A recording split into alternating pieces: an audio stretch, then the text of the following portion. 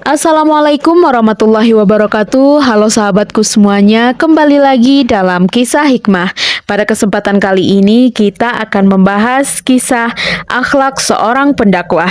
Alkisah terdapat seorang anak yang sudah belajar ilmu sangat lama.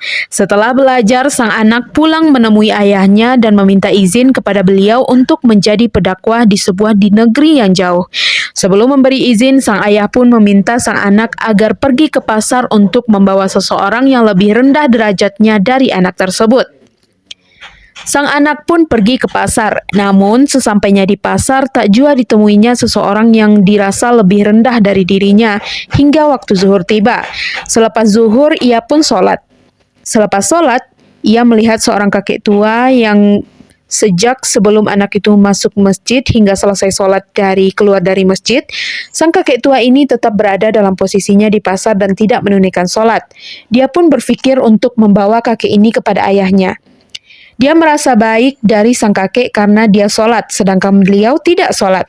Tetapi kemudian sang anak berpikir bagaimana jika 5 menit lagi kakek ini akan pergi sholat. Terlintas dalam kepalanya bahwa sang kakek lebih tua dari dirinya, dan beliau mungkin sudah beramal lebih lama darinya. Tak jadilah dibawanya sang kakek tua ini. Sang anak pun kembali berputar di pasar, dan tak dijumpainya seseorang yang lebih rendah daripada dirinya, hingga dia melihat seekor anjing. Anjing itu pun hendak dibawanya. Namun, ketika hendak membawa anjing itu, ia terpikir bahwa dirinya bisa jadi lebih rendah dari anjing ini. Mengapa? Karena di hari kiamat, anjing tidak akan dihisap, dan mungkin akan menjadi butiran debu, sedangkan dirinya sebagai manusia akan dihisap dan bisa saja dirinya menjadi penghuni neraka. Akhirnya, dia kembali ke rumah menemui ayahnya dengan tangan hampa.